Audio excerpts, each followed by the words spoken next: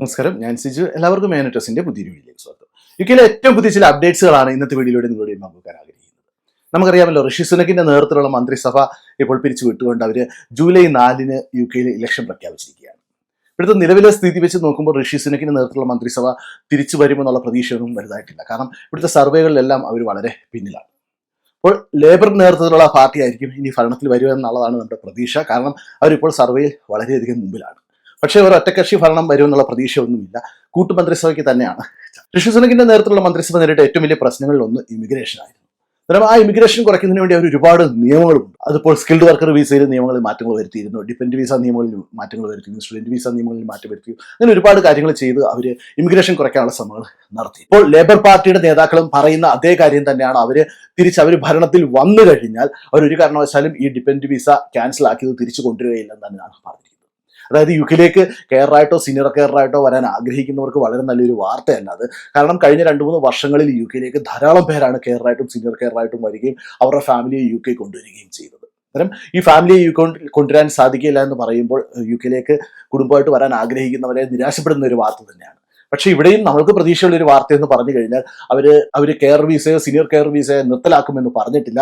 അതുകൊണ്ട് തന്നെ ഇനിയും യുകെയിലേക്ക് ഇതിന്റെ വേക്കൻസികൾ ഉണ്ടാവും, നിങ്ങൾക്ക് വരാൻ സാധിക്കുന്നതാണ്. നിങ്ങൾ എടുത്തിയാടി വെപ്രാളം കാണിച്ച് ഒരു കാരണവശാലും ഏജന്റുമാർക്ക് കൊണ്ട് പൈസ കൊടുക്കരുത്, പിന്നെ കളർ സർട്ടിഫിക്കറ്റ് ഒന്നും ഉണ്ടാക്കി വരാനുള്ള ശ്രമം നടത്തരുത്. നിങ്ങൾ വെയിറ്റ് ചെയ്താൽ നിങ്ങൾക്ക് ഇനിയും യുകെയിലേക്ക് കെയറായിട്ടും സീനിയർ കെയറായിട്ടും വരാൻ സാധിക്കും. പക്ഷേ നിങ്ങൾക്ക് നിങ്ങളുടെ ഡിപെൻഡൻസിനെ കൊണ്ടുവരാൻ സാധിക്കില്ല, നിങ്ങൾക്ക് ഒറ്റയ്ക്ക് ഇവിടെ വരാൻ സാധിക്കും. അങ്ങനെ ഇവിടെ 5 വർഷം നിങ്ങൾ നിന്ന് കഴിഞ്ഞാൽ നിങ്ങൾക്ക് PR നേടിയെടുക്കാൻ സാധിക്കും, പെർമനന്റ് റെസിഡൻസി നേടിയെടുക്കാൻ സാധിക്കും. അത് കഴിഞ്ഞ് സിറ്റിസൺഷിപ്പും ബ്രിട്ടീഷ് പാസ്പോർട്ടും നേടിയെടുക്കാൻ സാധിക്കും. അത് കഴിഞ്ഞ് നിങ്ങൾക്ക് ഫാമിലി വിസയിൽ നിങ്ങളുടെ ഡിപെൻഡൻസിനെ യുകെയിലേക്ക് കൊണ്ടുവരാനുള്ള ഒരു ഓപ്ഷൻ ഉണ്ട്.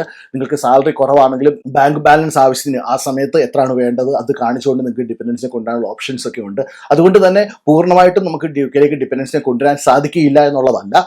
നമ്മൾക്ക് ഇവിടെ പെർമനന്റ് റെസിഡൻസി കിട്ടിക്കഴിഞ്ഞാൽ പിന്നെ നമുക്ക് അതിനൊരു ഓപ്ഷൻ ഉണ്ട്. നമ്മൾ ശ്രമിച്ചാൽ നമുക്ക് ഡിപെൻഡൻസിനെ കൊണ്ടുള്ള ഒരു അവസരം ഉണ്ട് യുകെയിൽ. അന്നേരം അതുകൊണ്ട് തന്നെ നിങ്ങൾ ആരും നിരാശപ്പെടേണ്ട. നിങ്ങൾക്ക് വേണമെങ്കിൽ ശ്രമിച്ചുകൊണ്ടിരിക്കുക. യുകെയിലേക്ക് കെയറായിട്ടോ സീനിയർ കെയറായിട്ടോ ഒറ്റയ്ക്ക് വരാൻ ആഗ്രഹമുള്ളവർ ഇപ്പോഴും ശ്രമിച്ചാൽ നിങ്ങൾക്ക് യുകെയിലേക്ക് വരാൻ സാധിക്കുന്നതാണ്. ഇപ്പോൾ സ്റ്റാർമറിന്റെ നേതൃത്വത്തിലുള്ള ലേബർ പാർട്ടിയും അവരും പറഞ്ഞിരിക്കുന്നത് ഇമിഗ്രേഷനിൽ കുറവ് വരുത്താനുള്ള ശ്രമങ്ങൾ നടത്തും. അവർ പറഞ്ഞിരിക്കുന്നത് ഇവിടുത്തെ ഹെൽത്ത് ആൻഡ് കെയർ സെക്ടറിലുള്ള വേക്കൻസികൾ അവർക്ക് അറിയാം. എന്നിരുന്നാലും അവർ കഴിയുന്നതും വിദേശത്തുനിന്നുള്ള റിക്രൂട്ട്മെന്റിനെ ഒഴിവാക്കിക്കൊണ്ട് യുകെയിൽ നിന്ന് കൊണ്ട് തന്നെ പുതിയതായിട്ടോ ആൾക്കാരെ ട്രെയിൻ ചെയ്ത് കൊടുത്ത് ഈ പ്രൊഫഷനിലേക്ക് കൊണ്ടുവരുമെന്നാണ് പറഞ്ഞിരിക്കുന്നത്. അപ്പോൾ ഇവിടെ നേരിടുന്ന ഏറ്റവും വലിയ പ്രശ്നം എന്ന് പറഞ്ഞാൽ കെയർ അസിസ്റ്റന്റ് വേക്കൻസി എന്ന് പറഞ്ഞാൽ യുകെയിൽ ഏറ്റവും ലോവർ പെയ്ഡ് ജോബാണ്, ഏറ്റവും കുറഞ്ഞ സാലറി കിട്ടുന്ന ഒരു പ്രൊഫഷനാണ്. അത്തരം ഇവിടെയുള്ളവർക്ക് അതിനോട് താല്പര്യമില്ല. അതുകൊണ്ട് തന്നെ ഇവിടെ ഉള്ളവർ കെയർ സെക്ടറിലോട്ടും വരുന്ന കാര്യത്തിൽ ഡൗട്ട് ഇപ്പോഴും ഉണ്ട്. ഇപ്പോൾ ലേബർ പാർട്ടിയുടെ നേതൃത്വത്തിലുള്ള മന്ത്രിസഭ സാലറി കൂടുന്നതിനെ കുറിച്ചൊന്നും പറഞ്ഞിട്ടില്ല. പക്ഷെ അവർ പറയുന്നത് അവർ ഇവിടെ ഉള്ളവരെ ട്രെയിൻ ചെയ്ത് കൊണ്ടുവരുമെന്നാണ്. പക്ഷേ ഇവിടെയുള്ളവർക്കുള്ള മറ്റൊരു പ്രത്യേകത എന്ന് പറഞ്ഞാൽ ഇവിടെയുള്ളവർ ഈ നൈറ്റ് ഷിഫ്റ്റുകളോ വീക്കെൻഡുകളോ ജോലി ചെയ്യാൻ ഇവിടെയുള്ള യുവതലമുറയ്ക്ക് താല്പര്യമില്ല. അതുകൊണ്ട് തന്നെ ഈ നൈറ്റ് ഷിഫ്റ്റും വീക്കെൻഡും ഒക്കെ ജോലി ചെയ്യേണ്ട കെയറിംഗ് സെക്ടറിലോട്ട് അവർ വരുന്ന കാര്യം സംശയമാണ്. അന്നേരം അങ്ങനെയുള്ള ഒരു അവസരം വരുമ്പോൾ വിദേശത്തു നിന്നുള്ളവരെ തന്നെ അതിനുവേണ്ടി ആശ്രയിക്കേണ്ടി വരുമെന്നുള്ള കാര്യത്തിൽ ഒരു സംശയവുമില്ല. കാരണം 2010 കാലഘട്ടത്തിൽ ഒരുപാട് പേര് കെയറായിട്ട് യുകെയിലേക്ക് വന്നിട്ടുണ്ടായിരുന്നു. ഒരുപാട് പേർക്ക് കെയർ വിസ കിട്ടിയിരുന്നു. അത് കഴിഞ്ഞാണ് അവർ കെയർ വിസ നിർത്തലാക്കിയത്, ഷോർട്ടേജ് ഒക്കുപേഷൻസിൽ മാറ്റിയത്. അത് കഴിഞ്ഞ് 2020 കാലഘട്ടത്തിൽ വീണ്ടും അവരത് കൊണ്ടുവന്നു. ഇപ്പോൾ ഇവിടെ കുറച്ചധികം പേര് വന്നിട്ടുണ്ട്. ഇനിയും ഇതുപോലെ തന്നെ ഫ്യൂച്ചറിൽ വേക്കൻസികൾ വരുമ്പോൾ അവർ വീണ്ടും ആൾക്കാരെ പൂർണ്ണമായിട്ട് കൊണ്ടുവരുമെന്നുള്ള കാര്യത്തിൽ ഒരു സംശയം. ഇപ്പോൾ ഇമിഗ്രേഷനുമായിട്ട് മറ്റൊരു ന്യൂസ് വന്നിരിക്കുന്നത് യുകെയിലെ മറ്റൊരു പ്രധാനപ്പെട്ട പാർട്ടിയായി റീഫോം പാർട്ടി. അവരും ഈ ഇമിഗ്രേഷനെതിരെയാണ് ശക്തമായിട്ട് ഇപ്പോൾ സംസാരിച്ചുകൊണ്ടിരിക്കുന്നത്. അവർ പറഞ്ഞുകൊണ്ടിരിക്കുന്നത് യുകെയിൽ ഇനി ഏതെങ്കിലും ഒരു സ്ഥാപനങ്ങൾ വിദേശത്ത് റിക്രൂട്ട്മെന്റ് ചെയ്ത് കഴിഞ്ഞാൽ അവർ കൂടുതൽ ടാക്സ് ആ സ്റ്റാഫിന് വേണ്ടി അടയ്ക്കേണ്ടി വരും എന്നുള്ള രീതിയിലുള്ള നിയമം കൊണ്ടുവരുമെന്നാണ്. അതായത് യുകെയിൽ നിന്നുള്ളവരെ റിക്രൂട്ട് ചെയ്യുന്നതിന് വേണ്ടി ഇവിടുത്തെ കമ്പനികളെ പ്രോത്സാഹിപ്പിക്കുന്ന രീതിയിലായിരിക്കും പുതിയ നിയമങ്ങൾ കൊണ്ടുവരാൻ അവർ ശ്രമിക്കുന്നതെന്നാണ് റീഫോം പാർട്ടിയുടെ നേതാക്കളും ഇപ്പോൾ പറയുന്നത്. അതായത് യുകെയിൽ ഇപ്പോൾ നിലവിലുള്ള പ്രധാനപ്പെട്ട രാഷ്ട്രീയ പാർട്ടികളെല്ലാം തന്നെ ഈ കുടിയേറ്റത്തിന് എതിരായിട്ടാണ് സംസാരിച്ചുകൊണ്ടിരിക്കുന്നത്. അതുകൊണ്ട് തന്നെ ഇനി യുകെയിലേക്കുള്ള കുടിയേറ്റം എത്രമാത്രം ഈസി ആയിരിക്കുമെന്ന് നമുക്ക് പറയാൻ സാധിക്കുകയില്ല. ഇവിടെ ജോലിക്ക് ഒരുപാട് വേക്കൻസികൾ ഉണ്ടെങ്കിൽ പോലും ഈ ഇമിഗ്രേഷൻ ക്രമാതീതമായിട്ട് കൂടുന്നത് ഇവിടെ ഒരുപാട് പ്രശ്നങ്ങളാണ് ഉണ്ടായിക്കൊണ്ടിരിക്കുന്നത്. അതുകൊണ്ട് തന്നെ ഈ എല്ലാ പാർട്ടികളും തന്നെ ഇപ്പോൾ പ്രതിപക്ഷത്തുള്ളാലും ഭരണപക്ഷത്തുള്ള എല്ലാ പാർട്ടികളും ഇമിഗ്രേഷൻ കുറയ്ക്കുന്നതിന് വേണ്ടിയുള്ള നിയമങ്ങൾ കൊണ്ടുവരുമെന്നുള്ള രീതിയിൽ തന്നെയാണ് മുമ്പോട്ട് പോയിക്കൊണ്ടിരിക്കുന്നത്. പ്രത്യേകിച്ച് ഒരു കാര്യം എടുത്തു പറയാൻ ആഗ്രഹിക്കുകയാണ്. യുകെയിലേക്ക് സ്കിൽഡ് വർക്കർ വിസയിൽ വരാൻ ആഗ്രഹിക്കുന്നവർ നിങ്ങൾക്ക് ഇപ്പോഴും വിസയ്ക്ക് കിട്ടാനുള്ള ചാൻസുകൾ വളരെ കൂടുതലാണ്. ഇവിടെയുള്ള പല ബാങ്കുകളും ഇപ്പോൾ ഒരുപാട് പേരെ ഇപ്പോൾ ഡാറ്റ അനലിസ്റ്റ് ആയിട്ടും ഒക്കെ എടുക്കുന്നുണ്ട്. അന്നേരം നിങ്ങൾ വിദേശത്ത് നിങ്ങൾക്ക് എക്സ്പീരിയൻസ് ഉണ്ടെങ്കിൽ ഇവിടുത്തെ ബാങ്കുകളുടെ വെബ്സൈറ്റിൽ കയറി അതിനുവേണ്ടി അപ്ലൈ ചെയ്യുക. അതുപോലെ തന്നെ ഇവിടുത്തെ പ്രമുഖ സ്ഥാപനങ്ങളെല്ലാം അങ്ങനെ റിക്രൂട്ട്മെന്റ് ചെയ്യുന്നുണ്ട്. അന്നേരം ഞാൻ ബാങ്കുകളുടെയൊക്കെ വെബ്സൈറ്റിൻ്റെ അഡ്രസ്സ് ഞാൻ ഡിസ്ക്രിപ്ഷൻ ബോക്സിൽ കൊടുക്കാം. അന്നേരം അതിലൊക്കെ കയറി നിങ്ങൾ IT എക്സ്പീരിയൻസോ നല്ല അക്കൗണ്ടിങ്ങിലൊക്കെ നല്ല എക്സ്പീരിയൻസ് ഉള്ളവർ അതിലുള്ള അപ്ലൈ ചെയ്യാൻ ശ്രമിക്കുക. നിങ്ങൾക്ക് ഡയറക്റ്റ് COS കിട്ടാനുള്ള ചാൻസ് വളരെ കൂടുതലാണ്. ഇപ്പോൾ മറ്റൊരു സന്തോഷ വാർത്ത വന്നിരിക്കുന്നത് യുകെയിലെ ഇലക്ട്രിസിറ്റിയുടെ ചാർജ് വീണ്ടും കുറഞ്ഞിരിക്കുകയാണ്. 3 വർഷം മുമ്പുള്ള അത്രയും കുറവ് വന്നിട്ടില്ലെങ്കിലും ഇപ്പോൾ നിലവിലുള്ള രീതിയിൽ നിന്ന് കുറച്ചുകൂടെ കുറവ് വരികയാണ് ജൂലൈ 1 തൊട്ട്. ഇപ്പോൾ ജൂലൈ 1 തൊട്ട് സെപ്റ്റംബർ 30 വരെയുള്ള താരിഫ് പ്രഖ്യാപിച്ചിട്ടുണ്ട്. അത് പ്രകാരം ഒരു മീഡിയം ഹൗസിന് വരാൻ പോകുന്നത് 1568 പൗണ്ട് ആയിരിക്കും ഒരു വർഷത്തേക്കുള്ള താരിഫായിട്ട് അവർക്ക് വരുന്നത്. ഇപ്പോൾ ഇത് ജൂൺ 30 വരെ 1690 ആയിരുന്നതാണ് 1568 പൗണ്ടായിട്ട് കുറയുന്നത്. അത് ഏകദേശം 122 പൗണ്ടാണ് ഇപ്പോൾ കുറഞ്ഞിരിക്കുന്നത്. ഇവിടുത്തെ ഫാമിലികളെ സംബന്ധിച്ചോളം വളരെ ഒരു നല്ല കാര്യം തന്നെയാണ് ഇങ്ങനെ ഇലക്ട്രിസിറ്റി ബില്ലുകൾ കുറയുന്നത്.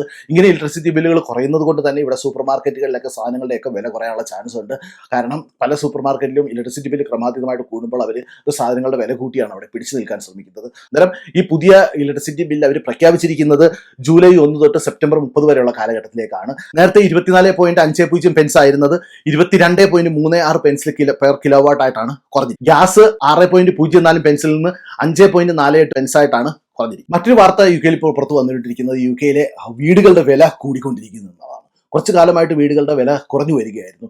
ഇവിടെ വീടുകളുടെ വില തകർച്ചയിലെ നേരിടും എന്നുള്ള രീതിയിലുള്ള പ്രചരണങ്ങളൊക്കെ ഉണ്ടായിരുന്നു. ഇവിടുത്തെ ഹൗസിംഗ് മാർക്കറ്റ് തകരുമെന്നൊക്കെയുള്ള പ്രചരണങ്ങളൊക്കെ ഉണ്ടായിരുന്നെങ്കിലും അതെല്ലാം തകർത്തുകൊണ്ട് ഇപ്പോൾ വീടുകളുടെ വില വീണ്ടും ഉയർന്നിരിക്കുകയായിരുന്നു.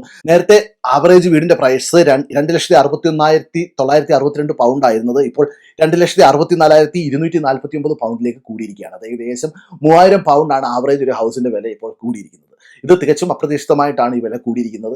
ഇതിപ്പോൾ പുതിയതായിട്ട് വീട് മേടിക്കാൻ ആഗ്രഹിക്കുന്നവർക്ക് നല്ലൊരു വാർത്തയല്ല. കാരണം ഈ വീടിന്റെ വില കൂടുന്നതോടൊപ്പം തന്നെ ഇവിടുത്തെ മോർഗേജ് റേറ്റും ഇപ്പോൾ വളരെ കൂടുതലാണ്. അതുകൊണ്ട് തന്നെ വീട് മേടിക്കാൻ ആഗ്രഹിക്കുന്നവർക്ക് നല്ലൊരു സമയമാകുകയില്ല. കാരണം ഇനി വരും ദിവസങ്ങളിൽ വീട് വില ഉയർന്നു തന്നെ നിൽക്കുമോ അതോ പിന്നെയും പുറകോട്ട് പോകുമോ എന്നുള്ളത് നമുക്ക് വ്യക്തമായിട്ട് അറിയുകയില്ല. കാരണം ഇവിടെ ഇപ്പോൾ വാടകയ്ക്കൊന്നും വീട് കിട്ടാനില്ലാത്ത ഒരു അവസ്ഥയാണ്. അതിനുവേണ്ടി ആൾക്കാരാണ് ഇപ്പോൾ യു കെയിൽ കുടിയേറിയിരിക്കുന്നത്. ഇപ്പോൾ യു കെ നേരിടുന്ന ഏറ്റവും വലിയ പ്രശ്നങ്ങളിൽ ഒന്നാണ് വാടകയ്ക്ക് വീട് ലഭിക്കാനില്ലാത്തത്. പലരും ഇപ്പോൾ നേരത്തെ കൊടുത്തതിന്റെ 100, 200, 300 പൗണ്ടൊക്കെ അധികം കൊടുത്താണ് പലരും ഇപ്പോൾ വീട് റെന്റിന് എടുക്കുന്നത്. പ്രത്യേകിച്ച് കുട്ടികളുമായിട്ടൊക്കെ എത്തുന്നവർക്ക് റെന്റിന് വീട് കിട്ടാനൊക്കാത്ത ഒരു അവസ്ഥയിലൂടെയാണ് യു കെ കടന്നുകൊണ്ട് പോയിക്കൊണ്ടിരിക്കുന്നത്. അത്രമാത്രമാണ് ഇപ്പോൾ യു കെയിലെ ഹൗസിംഗ് മാർക്കറ്റ് നേരിടുന്ന പ്രതിസന്ധി. അന്നേരം ഇവിടുത്തെ മോർഗേജിന്റെ റേറ്റുകൾ ഇപ്പോൾ ബാങ്ക് ഓഫ് ഇംഗ്ലണ്ടിന്റെ റേറ്റ് കുറയ്ക്കാത്തത് കൊണ്ട് തന്നെ ഇവിടുത്തെ മോർഗേജ് റേറ്റുകളൊക്കെ ഇവിടുത്തെ ബാങ്കുകൾ ഇപ്പോൾ എല്ലാം ഒരു 5% മുകളിൽ തന്നെയാണ് ഇപ്പോൾ കിട്ടിക്കൊണ്ടിരിക്കുന്നത്. അതുകൊണ്ട് തന്നെ മോർഗേജിന് നമ്മളിപ്പോൾ വീട് മേടിച്ചാൽ പോലും മാസമുള്ള അടവ് കൂടുതലായിരിക്കും. പക്ഷേ റെന്റിനെ അപേക്ഷിച്ച് നോക്കുമ്പോൾ വീട് വാങ്ങിച്ചു കഴിഞ്ഞാൽ നമുക്ക് ലാഭം തന്നെയായിരിക്കും. അന്നേരം നിങ്ങളുടെ സിറ്റുവേഷൻ അനുസരിച്ച് വീട് മേടിക്കാൻ ഒക്കുന്നവർ വാങ്ങിക്കും. മറ്റൊരു സന്തോഷപ്രദമായ വാർത്ത എന്ന് പറഞ്ഞു കഴിഞ്ഞാൽ നമ്മളിപ്പോൾ നാട്ടിലോട്ട് പൈസ അയക്കുന്നവർക്ക് വളരെ പ്രായമുള്ള ഒരു സമയമാണ്. ഏകദേശം നമ്മളിപ്പോൾ 1 പൗണ്ട് അയച്ചാൽ നമുക്ക് നാട്ടിൽ ഏകദേശം 106 രൂപ 30 പൈസ വരെ കിട്ടാനുള്ള ഒരു ചാൻസ് ആണ്. അതായത് നാട്ടിലോട്ട് അയക്കുന്നവർക്ക് നല്ലൊരു സമയമാണ്. പക്ഷേ നാട്ടിൽ നിന്ന് ഇങ്ങോട്ട് പൈസ കൊണ്ടുവരുന്നവർക്ക് ഇപ്പോൾ നല്ലൊരു അവസ്ഥയല്ല. കാരണം ഇപ്പം യൂണിവേഴ്സിറ്റി ഫീസൊക്കെ അടയ്ക്കേണ്ട സമയമാണ്. നാട്ടിൽ നിന്ന് ഇങ്ങോട്ട് യൂണിവേഴ്സിറ്റി ഫീസൊക്കെ അടയ്ക്കേണ്ടവർക്ക് അവർ 106 രൂപ കൊടുത്താലേ ഏകദേശം 1 പൗണ്ട് ഇവിടെ കിട്ടുകയുള്ളൂ. അതുകൊണ്ട് തന്നെ വളരെ എക്സ്പെൻസീവ് ആയിരിക്കും അവരുടെ ഫീസ് അടയ്ക്കുകയൊക്കെ. പക്ഷേ ഇവിടെ നിന്ന് നാട്ടിലേക്ക് പൈസ അയക്കുന്നവർക്ക് നല്ല സമയമാണ്. അപ്പോൾ നിങ്ങൾക്ക് എല്ലാവർക്കും ഈ വീഡിയോ പ്രയോജനപ്പെടുത്താൻ പ്രതീക്ഷിക്കുന്നു. നിങ്ങൾക്ക് ഈ വീഡിയോ ഇഷ്ടപ്പെട്ടെങ്കിൽ നിങ്ങളുടെ ഫ്രണ്ട്സിന് ഷെയർ ചെയ്യുക. അതോടൊപ്പം തന്നെ നിങ്ങളുടെ അഭിപ്രായങ്ങളും നിർദ്ദേശങ്ങളും കമന്റ് ചെയ്യുക. അപ്പോൾ മറ്റൊരു വീഡിയോ കാണുന്നവരെ എല്ലാവർക്കും നന്ദി, നമസ്കാരം.